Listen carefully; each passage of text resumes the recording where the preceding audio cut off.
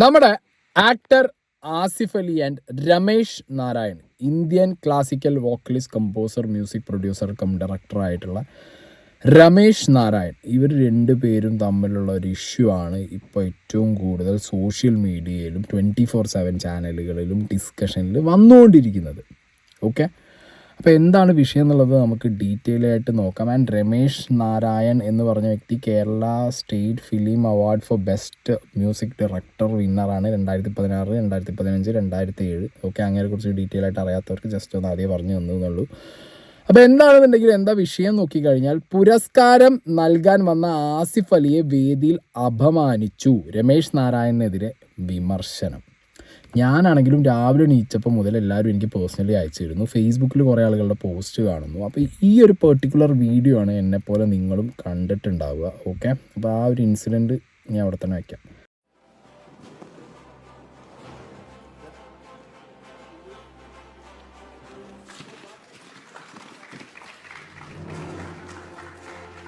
ജയരാജ് സാറിന്റെ ചിത്രത്തിന് വേണ്ടി മ്യൂസിക് സംവിധാനം ചെയ്തിരിക്കുന്നത് ശ്രീ സന്തോഷ് നാരായണൻ സാർ. നിറഞ്ഞ കൈയടി കൊടുത്തുകൊണ്ട് അദ്ദേഹത്തെ ശ്രീ രമേശ് നാരായണൻ സാറിന് ആസിഫ് അലി ഈ ഒരു പുരസ്കാരം നൽകിയിരിക്കുകയാണ്. ജയരാജ് സാറിന്റെ സിനിമയ്ക്ക് സംഗീതം നൽകിയിരിക്കുന്നത് അദ്ദേഹമാണ്. ഒരുപാട് പുരസ്കാരങ്ങൾ മലയാള സിനിമയിലേക്ക് കൊണ്ടുവന്നിട്ടുള്ള ശ്രീ രമേശ് നാരായണൻ. ഓക്കെ, എന്നെപ്പോലെ നിങ്ങളും ഈ ഒരു ക്ലിപ്പാവും കണ്ടിട്ടുണ്ടാവുക. ഇത് കാണുമ്പോൾ തന്നെ സത്യം പറഞ്ഞാൽ സങ്കടം തോന്നും. കാരണം വളരെ സന്തോഷിച്ച് ചിരിച്ചിട്ടാണ് ആസിഫ് അലി രമേശ് നാരായണന് ഈ ഒരു മൊമെൻ്റ് കൊടുക്കുന്നത്. അങ്ങേര് ആസിഫ് അലിയെ മൈൻഡ് പോലും ചെയ്യാതെ അപ്പുറത്തിരിക്കുന്ന ഡയറക്ടർ ജയരാജിനെ വിളിക്കുന്നു. അങ്ങനെയുണ്ട്, ആസിഫ് അലി ഒന്ന് മാറിയിരുന്ന് വീണ്ടും ചിരിച്ച് നിൽക്കുന്നുണ്ട്. പിന്നെ മനസ്സിലായി ഇയാൾ പുല്ല് വില പോലും തരുന്നില്ല. ആസിഫ് അലി ഒന്നും പറയാതെ മാറിപ്പോയി. അത് ആസിഫ് അലി എന്ന് പറഞ്ഞാൽ മനുഷ്യൻ്റെ ഒരു ക്വാളിറ്റി. ഓക്കെ, ഇനി കാര്യങ്ങൾ നമുക്ക് ഡീറ്റെയിൽ ആയിട്ട് നോക്കാം. ഈ ഒരു പെർട്ടിക്കുലർ വീഡിയോനകത്ത് നിങ്ങൾ ഒന്നുകൂടി റിപ്പീറ്റ് ചെയ്ത് കേട്ടോ. ഇതിനകത്ത് അവിടെ അനൗൺസ് ചെയ്യുന്ന എനിക്കൊരു ജ്വല്ല തോന്നുന്നുണ്ട് ഇതിൻ്റെ ആങ്കർ. അവർ അനൗൺസ് ചെയ്യുമ്പോൾ പോലും ഫസ്റ്റ് പേര് തെറ്റുന്നുണ്ട് അവർക്ക്. ഓക്കെ, അവർ രമേശ് നാരായൺ എന്നല്ല പറയുന്നത്, സന്തോഷ് നാരായൺ എന്ന് പറയുമ്പോൾ ബാക്ക് നിന്ന് ആരോ പറയുന്നുണ്ട് രമേശ് നാരായണനാണ്. അപ്പോൾ അവിടെ ഒരു കംപ്ലീറ്റ്ലി അവിടെ എന്താണ്, ഈ ഒരു ഇവൻറ്റ് പ്ലാൻ ചെയ്ത ആളുകളും അല്ലെങ്കിൽ ഈ ഒരു മെമെൻ്റോ കൊടുക്കുന്ന ടീമും അല്ലെങ്കിൽ ഈ എൻറ്റയർ സാധനം പ്ലാൻ ചെയ്തതിൽ രമേശ് നാരായൺ എന്ന് പറഞ്ഞ വ്യക്തിക്ക് ഒരു മെമെൻ്റോ ഇല്ല. അതപ്പോൾ അവിടെ പ്ലാൻ ചെയ്തൊരു പരിപാടിയാണ്. ആൻഡ് രമേശ് നാരായൺ എന്നുള്ള പേര് തന്നെ അവർ തെറ്റിച്ചിട്ട് സന്തോഷ് നാരായൺ എന്നാണ് പറയുന്നത്. സോ കംപ്ലീറ്റ്ലി അത് അപ്പം ഉണ്ടായ സ്പോട്ടിലുണ്ടായ ഒരു മൊമെൻ്റോ കൊടുക്കലാണ് ഈ ഒരു സംഗതി. ഓക്കെ, അത് ആദ്യം നിങ്ങൾ മൈൻഡിൽ വയ്ക്കുക. ഇനി ഇതിൻ്റെ ഒരു കംപ്ലീറ്റ് വീഡിയോ ഉണ്ട്, ഈ ഇൻസിഡൻറ്റിൻ്റെ കംപ്ലീറ്റ് വീഡിയോ. ഇനി ഈ ഇൻസിഡൻറ്റ് എപ്പോൾ ഏത് വേദിയിൽ സംഭവിച്ചു, അവിടെ എന്തിനാണ് എല്ലാവർക്കും ഈ പറഞ്ഞ പുരസ്കാരം കൊടുത്തത് എന്നുള്ള സംശയങ്ങളൊക്കെ നിങ്ങൾക്കുണ്ടാവും. അതിലേക്ക് നമുക്ക് വരാം. ആദ്യം ഈ ഒരു എൻറ്റയർ സാധനം നമ്മളിപ്പോൾ കണ്ടിട്ടുണ്ടാവും ഒരു 40 സെക്കൻഡ് 38 സെക്കൻഡ് മാത്രമാണ് സോഷ്യൽ മീഡിയയിൽ. അല്ല, 1 മിനിറ്റ് 30 സെക്കൻഡുള്ള ഒരു ലെങ്തി സാധനമുണ്ട്, അതൊന്ന് കാണും. And I'm very, very honored to be a part of it. Thank you very much. Thank you, Nadia ma'am. Thank you so much. Thanks to the entire cast and crew of Sherlock. അടുത്തതായി ചെറിയൊരു ക്ഷമാപണത്തോടു കൂടി തന്നെ sir please Shri Santhosh Narayanan സാറിന് ആസിഫ് അലി ഒരു ചെറിയ സമ്മാനം നൽകുന്നതായിരിക്കും. Please sir, note on the stage. Asif ദയവ് ചെയ്ത് അദ്ദേഹത്തിന് ഒരു ചെറിയ പുരസ്കാരം നൽകിക്കൊണ്ട്, ഒരു മെമന്റോ നൽകിക്കൊണ്ട് ഞങ്ങൾ ആദരിക്കുകയാണ്.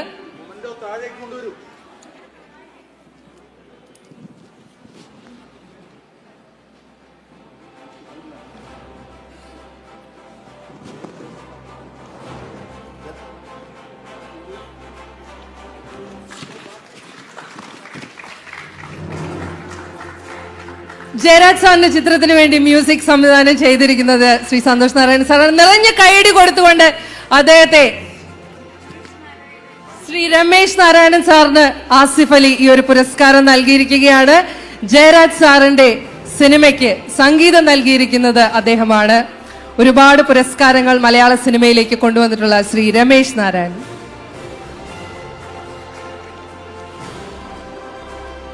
അടുത്തതായി മലയാള സിനിമയിലെ ഏറ്റവും പ്രിയങ്കരനായ തിരക്കഥാകൃത്ത് ശ്രീ ബെന്നി പി നായരമ്പലത്തെ വേദിയിലേക്ക് സ്വാഗതം ചെയ്യുകയാണ്. ഓക്കെ, അപ്പോൾ രമേശ് നാരായൺ എന്ന് പറഞ്ഞ ഈ വ്യക്തിക്ക് ആ സ്പോട്ടിൽ വെച്ചിട്ടാണ് അവർ ഈ ഒരു മെമെൻറ്റോ കൊടുക്കാൻ പ്ലാൻ ചെയ്യുന്നത്. സാധാരണ ഇങ്ങനത്തെ ഒരു ഇവൻറ്റുകളിൽ അവർ ഭയങ്കര ഓർഗനൈസ്ഡ് ആയിരിക്കും, വെൽ പ്ലാൻഡ് ആയിരിക്കും, ആർക്ക് ആരൊരു മെമെൻറ്റോ കൊടുക്കണം, എപ്പോൾ ആരെ വിളിക്കണം എന്നൊക്കെ ഉള്ളത്.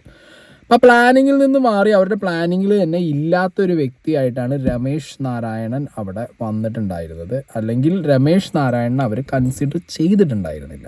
ഓക്കെ, അപ്പോൾ ആ ഒരു സിറ്റുവേഷനിൽ ആസിഫ് അലി എന്ന് പറഞ്ഞ വ്യക്തിയോട് ആങ്കർ ആ സ്പോട്ടിലാണ് പറയുന്നത് ആസിഫ് അലി രമേശ് നാരായണൻ ഈ ഒരു മെമെൻറ്റോ കൊടുക്കണം എന്നുള്ളത്. സാധാരണ രീതിയിൽ ഇത്രയും വലിയൊരു ആക്ടർ അല്ലെങ്കിൽ ഒരു സെലിബ്രിറ്റി ആയിട്ട് നിൽക്കുന്ന ഒരാളോട് സ്പോട്ടിൽ വന്നിട്ട് ഇന്നൊരു കാര്യം ചെയ്യണം എന്ന് പറഞ്ഞാൽ ചിലർ ചെയ്യില്ല. പക്ഷെ അവിടെ ആസിഫ് അലി എന്ന് പറഞ്ഞൊരു മനുഷ്യനെ വ്യത്യസ്തനാക്കുന്നത് അവിടെ ആ സ്പോട്ടിൽ കൊടുക്കാൻ പറഞ്ഞപ്പോൾ ആസിഫ് അലി നീച്ച് നിന്ന് റെഡിയായി വളരെ ചിരിച്ച് സന്തോഷിച്ചിട്ടാണ് രമേശ് നാരായണന് ഈ ഒരു മൊമെൻറ്റ് കൊടുക്കുന്നത്. അപ്പോൾ രമേശ് നാരായണൻ തന്നെയാണ് നോട്ട് ഓൺ സ്റ്റേജ് എന്നുള്ള കാര്യങ്ങൾ കൈകൊണ്ട് കാണിച്ചതെന്നാണ് എനിക്ക് ആ ഒരു വിഷ്വൽ കണ്ടപ്പോൾ മനസ്സിലായത്. അപ്പോൾ ആങ്കർ പറയുന്നുണ്ട് okay sir, not on stage, അടിയിൽ തരാം. ആസിഫ് അലി വളരെ റെസ്പെക്റ്റോട് പോയി കൊടുക്കുന്നു. ഇയാൾ ആസിഫ് അലിയെ പരമപുച്ഛവും മൈൻഡ് ചെയ്യുന്നില്ല. ആസിഫ് അലി മൈൻഡ് ചെയ്യുന്നില്ല. അങ്ങേര് ഡയറക്ടർ ജയരാജിനെ വിളിക്കുന്നു, മൊമെൻറ്റോ ജയരാജിൻ്റെ കൈ കൊടുക്കുന്നു, അവിടെ ഫോട്ടോയ്ക്ക് പോസ് ചെയ്യുന്നു, പോകുന്നു. ആസിഫ് അലി അവിടെ ചിരിച്ചു നിന്നു. പിന്നെ ആസിഫ് അലീൻ്റെ വഴിക്ക് ആസിഫ് അലി പോയി. ഒരു കംപ്ലൈൻറ്റ് പറയാനോ ഒരു മുഖം കറപ്പിക്കാനോ ഒന്നിനും ആസിഫ് അലി എന്ന് പറഞ്ഞ ഹ്യൂമൻ ബീങ് അവിടെ നിന്നിട്ടില്ല. ആൻഡ് ഞാൻ പറഞ്ഞ സ്പോട്ടിലുണ്ടായ ഈ സംഭവത്തിനോട് വളരെ അടിപൊളിയായിട്ട് അയാൾ കോപ്പറേറ്റ് ചെയ്യുകയും ചെയ്തു. ആസിഫ് അലി എന്നുള്ള മനുഷ്യൻ്റെ ഒരു ക്വാളിറ്റി തന്നെയാണ് അല്ലേ, ആണ്. അപ്പോൾ ഇനി എന്താണ് ഈ ഇവൻറ്റ്, എന്തിനുള്ള ഇവൻ്റ് ആയിരുന്നു എന്ന് ചോദിച്ചു കഴിഞ്ഞാൽ MTയുടെ 9 അസാധാരണ കഥകളുമായി മനോരഥങ്ങൾ ഓണത്തിനെത്തും, ട്രെയിലർ പുറത്ത്. ഓക്കെ, നമ്മുടെ MT സാറിൻ്റെ ഒരു anthology series 9 super stars, 9 stories, 8 legendary directors, ഇവർ എല്ലാവരുടെയും കൂടി ഒരു കളക്റ്റീവായിട്ടുള്ള വർക്ക് OTT പ്ലാറ്റ്ഫോമായ ZEE5 ഈ ഒരു ആന്തോളജി സീരീസ് ലോഞ്ച് ചെയ്യാണ്. അപ്പോൾ ഈ ആന്തോളജി സീരീസിൻ്റെ പേരാണ് മനോരഥങ്ങൾ. ഈ മനോരഥങ്ങളുടെ എന്താ പറയുക ട്രെയിലർ ലോഞ്ചിലാണ് ഇങ്ങനെ എല്ലാ വർക്കുകളും ഈ 9 വർക്കുകൾ ചെയ്ത ടീമിനെ വിളിച്ച് അവർക്കൊരു മൊമെൻറ്റോ കൊടുത്തിട്ട് അവരെ ആദരിക്കുന്ന ചടങ്ങാണ് അവിടെ നടന്നത്.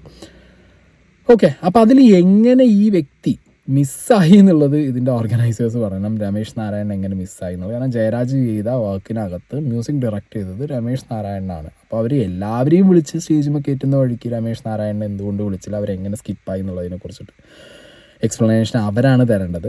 Okay, but Asif Ali correct എന്താണോ അവിടെ ചെയ്യേണ്ടത് അത് വൃത്തിയായി ചെയ്തിട്ടും ആസിഫ് അലീനെ ഇങ്ങനെ അപമാനിച്ചതിൽ എനിക്കത് കണ്ടപ്പോൾ ഭയങ്കര സങ്കടമായിട്ട് തോന്നി. ഓക്കെ, ആൻഡ് ആ മനുഷ്യൻ ആസിഫ് അലി എന്ന് പറഞ്ഞ മനുഷ്യൻ്റെ ക്വാളിറ്റി എത്രത്തോളം ഉണ്ട് എന്നുള്ളത് ഒന്നും പറയാനില്ല. ഓക്കെ, വേറെ ആരെങ്കിലും ആണെന്നുണ്ടെങ്കിൽ അലമ്പാക്കിയിരുന്നു. എനിക്ക് ഉറപ്പാക്കും ഇവിടെ ഒരുപാട് നടന്മാരുണ്ട് ഇത് അലമ്പാക്കുന്നത്. പക്ഷെ ആസിഫ് അലി എന്ന് പറഞ്ഞ ഹ്യൂമൻ ബീങ് അവിടെയാണ് ഏറ്റവും ടോപ്പിൽ നിൽക്കുന്നത്, ടോപ്പിൽ എത്തുന്നത്. ഓക്കെ, അപ്പോൾ സോഷ്യൽ മീഡിയയിൽ ചർച്ചകളും കാര്യങ്ങളൊക്കെ തുടങ്ങി. ഇൻസ്റ്റാഗ്രാം പേജ് തപ്പിപ്പിടിച്ച്, അറിയാലോ മലയാളികളല്ലേ, നേരെ ചെല്ലുന്നു. പിന്നെ കമൻറ്റ് ബോക്സിൽ മലയാളികളുടെ ആറാട്ടാണ് നമ്മൾ കണ്ടുകൊണ്ടിരിക്കുന്നത്. അപ്പോൾ എന്താണെങ്കിലും മനോരഥങ്ങൾ എന്ന് പറഞ്ഞ MT സാറിൻ്റെ ആന്തോളജി വർക്ക് സീരിയസ് ആയിട്ട് വരുമ്പോൾ നമുക്ക് ഒരുപാട് പ്രതീക്ഷയും കാര്യങ്ങളുണ്ട്. അപ്പോൾ അത് ആ വഴിക്ക് വരുമ്പോൾ നമുക്ക് എന്തായാലും കാണാം. ഇനി ഇതിലിപ്പോൾ ഞാൻ 2 സൈഡും കേൾക്കണം എന്നുള്ളൊരു ആഗ്രഹം എനിക്കുണ്ടായിരുന്നു. ഒരു ഒറ്റ സൈഡ് ആസിഫ് അലിയുടെ ഈ ഒരു ക്ലിപ്പ്, ഇങ്ങനെ ഒരു അപമാനിച്ച് വിട്ടതിൻ്റെ ക്ലിപ്പ് ഞാൻ കണ്ടു. ഓബിയസ്ലി അത് കാണുന്ന സമയത്ത് നല്ല സങ്കടവും നല്ല ദേഷ്യവും വന്നിട്ടുണ്ട്. പക്ഷേ ഇതിൻ്റെ അതർ സൈഡ് ഒന്നില്ലെങ്കിൽ ഈ ഓർഗനൈസേഴ്സിൻ്റെ ഭാഗത്തു നിന്നോ അല്ലെങ്കിൽ രമേശ് നാരായണൻ്റെ ഭാഗത്തു നിന്നോ വരും എന്നുള്ളൊരു പ്രതീക്ഷ എനിക്കുണ്ടായിരുന്നു. അപ്പോൾ ഈ വീഡിയോ അത്ര ലേറ്റ് ആവാൻ കാരണം അതാണ്, ഈ വീഡിയോ എടുക്കുന്നതിന് ജസ്റ്റ് മുമ്പ് ആസിഫ് അലിയെ കരുതി കൂട്ടി അപമാനിച്ചിട്ടില്ല, ഏറെ ബഹുമാനിക്കുന്ന നടൻ ക്ഷമ ചോദിക്കുന്നു രമേശ് നാരായണൻ ന്യൂസ് ആരെല്ലാവരും കൂടി വീട്ടിലോ അല്ലെങ്കിൽ അയാളുടെ വർക്ക് സ്പേസിലോ തോന്നുന്നു പോയ സമയത്ത് ഒരു ബൈറ്റ് കൊടുത്തു. കാരണം ഇത് ഭയങ്കരമായിട്ട് വൈറലായി, ഭയങ്കരമായിട്ട് സോഷ്യൽ മീഡിയ അടക്കം ഭയങ്കര ചർച്ചകളും കാര്യങ്ങളും നടന്നു. അങ്ങേരെ ഓബിയസ്ലി അതിൽ റെസ്പോണ്ട് ചെയ്ത് പറ്റും. ഇനി ഇങ്ങനെ റെസ്പോൺസിലേക്കാണ് നമ്മൾ പോകുന്നത്. ഓക്കെ, ഇങ്ങനെ സോറി പറയാമെന്ന് പറഞ്ഞു, ദാറ്റ്സ് ഫൈൻ. ബാക്കിയുള്ള കാര്യങ്ങൾക്ക് നമുക്ക് കേട്ട് കഴിഞ്ഞിട്ട് ഡിസ്കസ് ചെയ്യാം. തോന്നിയെങ്കിൽ ഞാൻ ക്ഷമ ചോദിക്കാം, അങ്ങനെ തോന്നിയിട്ടുണ്ടെങ്കിൽ ക്ഷമ ചോദിക്കാം. പക്ഷെ ഒരിക്കലും ഞാൻ കരുതി കൂട്ടിയിട്ട് ആസിഫ് അലിയുടെ കൈ തട്ട് മാറ്റിയോ അല്ലെങ്കിൽ ആസിഫ് അലി എൻ്റെ മനസ്സിൽ ജയരാജും കൂടെ അവിടെ വരണം എന്നൊരു ചിന്തയുണ്ടായിരുന്നു. അത്രയും മാത്രമേ ഉണ്ടായിരുന്നുള്ളൂ. ഇനിയിപ്പോൾ അങ്ങനെ ആസിഫ് അലിയുടെ കൈ തട്ടി മാറ്റി എന്നുള്ളൊരു ഇത് വരുന്നുണ്ടെങ്കിൽ ഐ എം സോ സോറി. ഇല്ല, ഞാൻ പരാതിപ്പെട്ടതല്ല, ഞാൻ പറഞ്ഞു എനിക്ക് എന്നെ വിളിച്ചില്ലല്ലോ, അതൊക്കെ വിഷമമുണ്ടായി. ബാക്കി എല്ലാവരും വിളിച്ചു, എല്ലാ കമ്പോസേഴ്സിനെയും വിളിച്ചു, ക്രൂസിനെ വിളിച്ചു. എന്നെ ഒരു 4-5 തവണ എന്നെ വിളിച്ചിട്ടാണ് MT സാറിന്റെ ഫംഗ്ഷനെ വിളിച്ചിട്ടാണ്. പിന്നെ ഇനി ആസിഫ് അലിയാണ് തരുന്നതെന്നുള്ള കാര്യം എനിക്ക് അറിയില്ല, എനിക്ക് മനസ്സിലായിട്ടില്ല. അനൗൺസ് ചെയ്യുന്നത് സത്യത്തിൽ എനിക്ക് ആ ഒരു ഏരിയയിൽ ഇത് നിങ്ങൾ വിശ്വസിക്കുന്നുണ്ടെങ്കിൽ ഇല്ലെങ്കിൽ പറയാം, ആ ഒരു സമയത്ത് ഭയങ്കര സൗണ്ടിങ് ആയിരുന്നു. ആ സൗണ്ടിങ്ങിൻ്റെ അടുത്ത് എന്താണ് സംഭവിക്കുന്നതെന്ന് എനിക്ക് മനസ്സിലായിട്ടില്ല. ആസിഫ് അലി, ഞാൻ സ്റ്റേജിലല്ല കയറിയത്, ഞാൻ താഴെയാണ് നിൽക്കുന്നത്. അപ്പോൾ ആസിഫ് അലി ഓടി വരുന്നു, തരുന്നു. പിന്നെ ആസിഫ് അലി അവിടെ കുറച്ച് കാണുന്നില്ല, പിന്നെ അപ്പൊ തന്നെ അങ്ങ് മറന്നു ആസിഫ് അലി. ഓക്കെ, അപ്പോ ഇവിടെ രമേശ് നാരായൺ പറയുന്നത് ആസിഫ് അലി എന്ന് പറഞ്ഞ വ്യക്തി അവിടെ വരുന്നു, തന്നിട്ട് പോകുന്നു. ഞാൻ പ്രത്യേകിച്ച് ഇതിനെ കുറിച്ചൊന്നും അറിയുന്നില്ല. ഇങ്ങേര് മ്യൂസിക്കുമായിട്ട് അറിയാലോ, ഇങ്ങേരുടെ ഒരു മ്യൂസിക് കമ്പോസറാണ്, ഡയറക്ടറാണ്, ലൈവ് പെർഫോമൻസ് ചെയ്യുന്ന ആളാണ്. ഈ ശബ്ദങ്ങളൊക്കെ കേട്ടിട്ടും ഇതൊക്കെ അങ്ങേര് ശീലമുള്ള ഒരാളാണ്. പക്ഷെ അങ്ങേരുടെ വാക്കുകളിൽ നിന്ന് ഒരു കാര്യം വളരെ വ്യക്തമാണ്, അവിടെ എല്ലാവരെയും വിളിച്ച് മൊമെൻറ്റോ കൊടുക്കുന്നു സ്റ്റേജിലേക്ക്, എന്നെ മാത്രം വിളിച്ച് അവർ മൊമെൻറ്റോ തന്നില്ല. അപ്പം മൊമെൻറ്റോ തരാതെ അവർ എന്നെ, അങ്ങേർക്ക് എന്തെങ്കിലും അതൊരു അപമാനമായിട്ട് ഫീലായി കാണും. അതുകൊണ്ട് അത് അങ്ങേരുടെ മനസ്സിൽ ഉണ്ടാവും ചെയ്യും. അത് ഉണ്ടാവാതെ ഇരിക്കുന്നില്ല. കാരണം അങ്ങേരെ അവിടെ ഇരിക്കുന്ന സമയത്ത് ഇതേപോലെ അങ്ങേരെ പോലെ തന്നെ സ്റ്റേജിൽ വർക്ക് ചെയ്ത ആൾക്കാരൊക്കെ സ്റ്റേജിൽ കയറുന്നു, അവരെ വളരെ റെസ്പെക്ട് ചെയ്തിട്ട് അവരെന്ത് ചെയ്യുന്നു, മൊമെൻറ്റോ കൊടുക്കുന്നു, പോരുന്നു. ഇങ്ങനെ മാത്രം ആരും വിളിക്കുന്നില്ല എന്നുള്ള ഒരു സാധനം ഇങ്ങനെ മനസ്സിൽ കിടക്കുന്നുണ്ടാവും.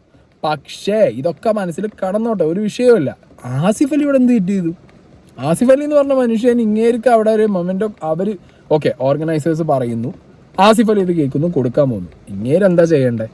ആ സിറ്റുവേഷൻ ചിലപ്പോൾ അദ്ദേഹം എന്താ പറയുക, ആ ഒരു ടെൻഷനോ സങ്കടമോ കാരണം ചിലപ്പോൾ അങ്ങനെ ബ്ലൈൻഡായി പോയതായിരിക്കാം. ബട്ട് സ്റ്റിൽ ആസിഫ് അലി എന്ന് പറഞ്ഞ മനുഷ്യൻ്റെ മുഖത്ത് നോക്കി ചിരിയെങ്കിലും ചിരിക്കാൻ പാടില്ലേ എന്നാണ് സോഷ്യൽ മീഡിയയിൽ എല്ലാവരും ചോദിക്കുന്നത്. അല്ല, എനിക്കും അത്രേ ചോദിക്കാനുള്ളൂ. നിങ്ങൾ എത്രയോ സിറ്റുവേഷൻസ് കണ്ട് ഈ നിലയിലെത്തിയ ആളുകളാണ്.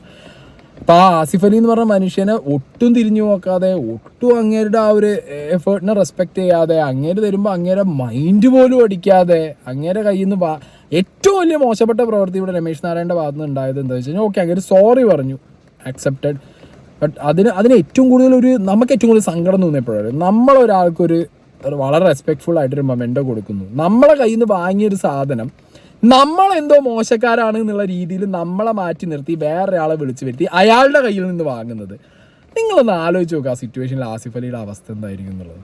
എന്നിട്ട് പോലും ആ മനുഷ്യൻ ചിരിച്ച് മാറി നിന്ന് ഒന്നും പറയാതെ പോയി, നോ കംപ്ലൈൻറ്റ്സ്. റെസ്പെക്ട് മാൻ, റെസ്പെക്ട്. അത്രേ ആസിഫ് അലിയോട് പറയാനുള്ളൂ.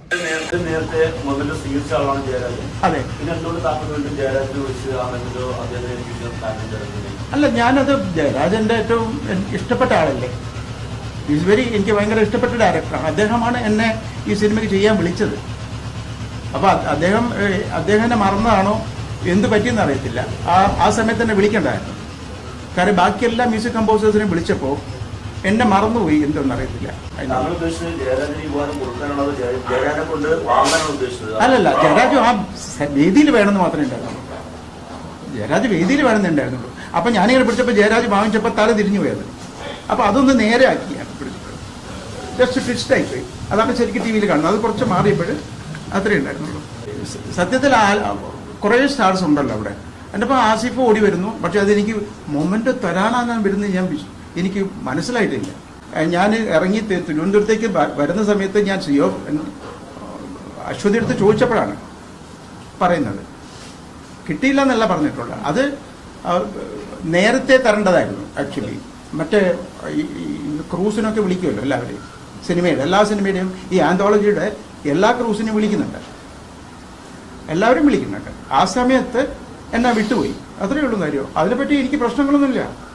ഞാൻ എത്രയോ പുരസ്കാരങ്ങൾ ദൈവ സഹായം കൊണ്ട് എവിടെയൊക്കെയോ വാങ്ങി എന്തൊക്കെയോ സംഭവിച്ചിട്ടുണ്ട് ലൈഫിൽ. പക്ഷേ ഇത് എനിക്ക് MT സാറിൻ്റെ, അദ്ദേഹത്തെ ഞാൻ പറഞ്ഞല്ലോ, അദ്ദേഹത്തിൻ്റെ ലൈഫിൽ സംഗീത ജീവിതത്തിലൊരു പ്രധാന വ്യക്തി തന്നെയാണ്. ഓക്കെ, അപ്പോൾ ഈ പറഞ്ഞ എക്സ്പ്ലനേഷനൊക്കെ കേൾക്കുമ്പോഴും ഇവിടെ ആസിഫ് അലിയുടെ അടുത്ത് ഇങ്ങേര് ചെയ്തത് ഇങ്ങേർക്കൊരു തെറ്റായിട്ട് അങ്ങനെ നിങ്ങൾക്ക് ഫീൽ ആവണം, ഞാൻ സോറി പറയാമെന്ന് അങ്ങേര് പറഞ്ഞത്. പക്ഷേ ഇങ്ങേരുടെ മനസ്സിനകത്തുണ്ടായിരുന്ന പ്രശ്നം അങ്ങേർക്ക് ആ ഒരു വേദിയിൽ വെച്ച് ആ ഒരു മൊമെൻറ്റോ കിട്ടിയില്ല, കൊടുത്തില്ല. അപ്പോൾ ഈ ജയരാജ് അടക്കമുള്ളവരല്ലേ ഈ വ്യക്തിയും കൂടി ഈ സിനിമയിൽ നമ്മൾ ചെയ്ത ആ ഒരു പെർട്ടിക്കുലർ സ്റ്റോറിയുടെ ഭാഗമായിട്ട് ഇങ്ങേര് ഉണ്ട് എന്നുള്ളത് പറയേണ്ടത്. അതവരാരും ഇൻഫോം ചെയ്തിട്ടില്ല അവിടെ. അതുകൊണ്ടാണ് ഇങ്ങേരുടെ പേര് പോലും മാറ്റി വിളിച്ചിട്ടാണ് അവിടെ ആദ്യം വിളിച്ചത്. അതിലൊന്നും അവിടെ ഒരു ദേഷ്യം കാണിക്കാതെ നിന്നൊരു മനുഷ്യൻ ആസിഫ് അലിനെ ഒട്ടും കൺസിഡർ ചെയ്തില്ല. മറ്റേ ഇഗ്നോർ ചെയ്തൊരു അവസ്ഥ കാണുമ്പോൾ പിന്നെ സോഷ്യൽ മീഡിയ അടക്കം പറയാതിരിക്കൂ. ഇതൊന്നും ഞാൻ പ്രതീക്ഷിച്ചിട്ടല്ല പോയത്. ഐ ഡിഡ്ന്റ് എക്സ്പെക്ട് ഈ മൊമെന്റ് ഉണ്ടാവും എന്നുള്ളൊരു പ്രതീക്ഷയൊന്നും ഉണ്ടായിരുന്നില്ല. ഞാൻ പറഞ്ഞല്ലോ, ഞാൻ ONV സാറിൻ്റെ 90th ബർത്ത്ഡേ സെലിബ്രേഷൻ, ഒപ്പം ഇതിൻ്റെ ലോഗോ പ്രകാശനം എന്നാണ്, ഈ ആന്തോളജിയുടെ ലോഗോ പ്രകാശനം എന്നാണ്. സാറ് വരണം എന്നെൻ്റെ അടുത്ത് എല്ലാ രീതിയിൽ നിന്നും വിളിച്ചു പറഞ്ഞു. അതുകൊണ്ടാണ് ഞാൻ പോയത്. ഞാൻ പറഞ്ഞു, ഞാൻ വർക്ക് ചെയ്തിരുന്നു ഈ പടത്തിൽ. ഞാൻ പറഞ്ഞു, ഞാൻ ജയരാജൻ്റെ കൂടെ വർക്ക് ചെയ്തിരുന്നല്ലോ. അയ്യോ സാറ് സ്റ്റേജിലേക്ക് വന്നില്ലേ എന്ന് ചോദിച്ചപ്പോഴും ഞാൻ മെൻഷൻ ചെയ്തു. അശ്വതി കൂടെ ഇങ്ങനെ കണ്ടുകൊണ്ടിരിക്കുകയല്ലേ, അശ്വതിക്കും അറിയില്ല. അശ്വതി അപ്പോഴാണ് പറയുന്നത്. ഞാൻ പറഞ്ഞു ഞാനും വർക്ക് ചെയ്തിരുന്നു, ജയരാജ് ഓർമ്മയില്ല എന്ന് ചോദിച്ചു. അപ്പോഴാണ് പറഞ്ഞത്, അയ്യോ സാറ് ഇരിക്കൂ സാർ, സോറി ഞാനത് ശരിയാക്കാന്ന് പറഞ്ഞു. ഞാൻ പറഞ്ഞു വേണ്ട, ഇനി വേണ്ട, കുഴപ്പമില്ല, അതൊക്കെ കിടന്നോട്ടെ എന്ന് പറഞ്ഞിട്ടാണ് ഞാൻ തിരിച്ചു വരുന്നത്. അപ്പോഴാണ് ആസിഫ് അലി ഓടി വരുന്നത് എനിക്ക് അവാർഡ് തരാൻ. അടുത്തെത്തി അവാർഡ് കയ്യിൽ ഞാൻ വാങ്ങിക്കുന്നു. അപ്പോഴാണ് പിന്നെ അയ്യോ എന്നാൽ പിന്നെ ജയരാജനും കൂടെ വിളിക്കുക എന്ന് പറഞ്ഞിട്ടാണ് എൻ്റെ കയ്യിൽ പിടിക്കുന്നത്. ജയരാജും കൂടെ വിളിക്കാനിരിക്കുകയാണ്. ആ ജയരാജിനെ വിളിക്കാനിരിക്കുന്ന സമയത്താണ് ആസിഫ് അലി അവിടെ ഡിസപ്പിയർ ആകുന്നത്. അത് ആസിഫും കൂടെ അവിടെ ഉണ്ടെങ്കിൽ നമ്മൾ 3 പേരും ചേർന്നിട്ടുള്ള ഒരു സ്നേഹപ്രകടനമായിരിക്കുമായിരുന്നു അവിടെ ഉണ്ടാവുക. അതെനിക്കെങ്ങനെ മനസ്സിലാവും? ആ സ്ഥലത്ത് ഞാൻ ആസിഫിൻ്റെ അടുത്ത് വാങ്ങിച്ചല്ലോ, ആസിഫിൻ്റെ അടുത്ത് മൊമെൻ്റോ വാങ്ങിച്ചല്ലോ, പിന്നെന്താ വേണ്ടേ? ഇതിപ്പോൾ ഇങ്ങനെയുടെ എക്സ്പ്ലനേഷൻ കേട്ട് കഴിഞ്ഞാൽ ഓക്കെ, സോറി ഇങ്ങനെ പറഞ്ഞത് അവിടെ നിൽക്കട്ടെ. ആസിഫ് അലി അവിടെ നിൽക്കാതെ പോയതാണ് ഏറ്റവും വലിയൊരു തെറ്റായിട്ടാണ് അങ്ങേര് പറഞ്ഞുകൊണ്ടിരിക്കുന്നത്. ആസിഫ് അലി അവിടെ നിന്നിരുന്നെങ്കിൽ ഞങ്ങൾ 3 പേരും കൂടി കെട്ടിപ്പിടിച്ചതൊരു ഹാപ്പി മൊമെൻ്റ് ആക്കിയിരുന്നത്. ഇങ്ങേർക്ക് ആസിഫ് അലി ആ മൊമെൻ്റോ കൊടുത്തു, ഇങ്ങേര് വാങ്ങിയ ടൈമിൽ തന്നെ ആസിഫ് അലിനോട് അവിടെ നിൽക്കൂ, ജയരാജനെയും കൂടി വിളിക്കട്ടെ എന്ന് പറഞ്ഞിട്ട് അങ്ങേരെയും വിളിക്കുന്നു. 3 ആൾ. ഇതാണ് ശരിക്കും ചെയ്യേണ്ടത് അല്ലേ? പക്ഷെ അതിന് പകരം ആസിഫ് അലീനെ ഒരുമാതിരി പരമപുച്ഛത്തോടു കൂടി സൈഡാക്കിയിട്ട് ഇപ്പം അങ്ങേര് വന്ന് പറയുന്ന എക്സ്പ്ലനേഷൻ എന്തോ എനിക്കിത് ഡൈജസ്റ്റ് ആവുന്നില്ല. ഓക്കെ, ആൻഡ് ഇങ്ങേര് പറയുന്നു ഞാൻ ഈ ഒരു മൊമെൻ്റോ ഉണ്ടെന്ന് അറിഞ്ഞിട്ടോ അല്ലെങ്കിൽ ഇത് കിട്ടാൻ വേണ്ടിയോ പോയതല്ല എന്നുള്ളത്. പക്ഷേ അങ്ങനെയാണെങ്കിൽ ഈ ഒരു മൊമെൻ്റോ അങ്ങേർക്ക് പറയേണ്ടതോ ചോദിക്കേണ്ടതോ ആയിട്ടുള്ള കാര്യം ഉണ്ടായിരുന്നില്ല. ഓക്കെ, ഇതിൻ്റെ ആവശ്യം ഉണ്ടായിരുന്നില്ല അങ്ങേർക്ക്. ഇത് അവിടുന്ന് ആങ്കർ കൃത്യമായിട്ട് പറയുന്നുണ്ട്, സോറി എന്ന് പറഞ്ഞിട്ട് ഈ മൊമെൻ്റോ കൊടുക്കണം എന്ന് പറയുമ്പോൾ താഴത്ത് ഇങ്ങനെ സ്റ്റേജിൽ വേണ്ട, താഴത്ത് എന്നുള്ള രീതിയിൽ അങ്ങേര് തന്നെ അവിടുന്ന് കൈകൊണ്ട് കാണിക്കുന്നുണ്ട്. ആ വിഷ്വലിൽ ഒന്നിങ്ങനെ സൂം ചെയ്ത് നോക്കിയാൽ നിങ്ങൾക്ക് മനസ്സിലാവും. ഇങ്ങേർക്ക് മൊമെൻ്റോ വേണം, ഇങ്ങേരെ എല്ലാവരും റെസ്പെക്റ്റ് ചെയ്യണമെന്ന് ഇങ്ങേർക്ക് ഉണ്ട്. അതേ റെസ്പെക്റ്റ് തിരിച്ചൊരാൾക്ക് കൊടുത്തുകൂടെ എന്നുള്ളത് മാത്രമേ സോഷ്യൽ മീഡിയയിലും 24/7 ചാനലുകളിലും എല്ലാവരും ഡിസ്കസ് ചെയ്യുന്നുള്ളൂ. എന്താണെങ്കിൽ ഇവർ രണ്ടുപേരും തമ്മിൽ പേഴ്സണൽ പ്രശ്നങ്ങളൊന്നും ഉണ്ടാവുന്നില്ല, ആസിഫ് അലിയും ഇങ്ങേരും തമ്മിൽ. കാരണം ആസിഫ് അലി എന്ന് പറഞ്ഞ മനുഷ്യൻ അങ്ങനെയാണ്. ഇയാൾക്കും എന്തായാലും പറ്റിയത് തെറ്റാന്നുള്ളത് മനസ്സിലായി, അങ്ങേരും സോറി പറഞ്ഞു. എന്താ പറയുക, ലൈക്ക് ഭയങ്കര ഒരു ക്വാളിറ്റി ഉള്ള ഒരാളാണ്. ഞാൻ ഇതിനു മുമ്പ് ആസിഫ് അലിയുടെ കുറേ സിനിമ ഇറങ്ങുന്ന സമയത്ത് കംബാക്ക് അല്ലെങ്കിൽ ആസിഫ് അലി എന്ന് പറഞ്ഞ ആക്ടറിനെ കുറിച്ചൊക്കെ വീഡിയോസൊക്കെ ചെയ്തിട്ടുണ്ട്. എനിക്ക് എന്തോ ഈ ഒരു നല്ലൊരു ഹ്യൂമൻ ബീങ് ആയിട്ടാണ് ആസിഫ് അലി എന്ന് പറഞ്ഞ ആളെ എപ്പോഴും നമ്മൾ കാണാറുള്ളത്. വേറൊരു വൈബാണ് ആസിഫ് അലി എന്ന് പറയുമ്പോൾ. എന്തോ രാവിലെ നീച്ചയുടെ FBയിൽ ഇങ്ങനെ ആസിഫ് അലി അപമാനിക്കപ്പെട്ടു എന്നുള്ള ടൈറ്റിലും കണ്ട് ഈ ഒരു പെർട്ടിക്കുലർ വീഡിയോ കണ്ടപ്പോഴത്തേക്ക് സത്യം പറഞ്ഞു കഴിഞ്ഞാൽ നല്ല ദേഷ്യമാണ് തോന്നിയത്. ഇപ്പം ഇങ്ങനത്തെ എക്സ്പ്ലനേഷൻ കണ്ടപ്പോൾ ഓക്കെ സോറി ചോദിക്കും, ഇങ്ങനെ അതൊക്കെ പറയെങ്കിലും ഇങ്ങനെ അതൊരു തെറ്റായിട്ട് അങ്ങനെ കാണുന്നില്ല. ആസിഫ് അലിയെ വിളിക്കും, സംസാരിക്കും, സോറി പറയും എന്നൊക്കെ പറയുന്നുണ്ട്. ബട്ട് സ്റ്റിൽ ഇങ്ങനെ പറയുന്നത് ആസിഫ് അലി പോയതുകൊണ്ടാണ്, ഇല്ലാന്നുണ്ടെന്നുണ്ടെങ്കിൽ ഒപ്പം നിന്ന് 3 ആളും കൂടി എൻജോയ് ചെയ്തേനെ. ഒട്ടും ശരിയല്ല, അത് ചെയ്തത് മഹാ അബദ്ധമാണ്. അതൊരുമാതിരി അഹങ്കാരം തന്നെയാണ് അങ്ങേര് കാണിച്ചതെന്നാണ് എനിക്ക് പേഴ്സണലി ഫീൽ ആയത്. അല്ലെങ്കിൽ ഓർഗനൈസേഴ്സിനോടോ അങ്ങേരെ വിളിക്കാത്തവരോടോ ഉള്ള ദേഷ്യം അങ്ങേരെ ആസിഫ് അലിയിൽ തീർത്തു. അതാണ് അതിൻ്റെ സത്യം.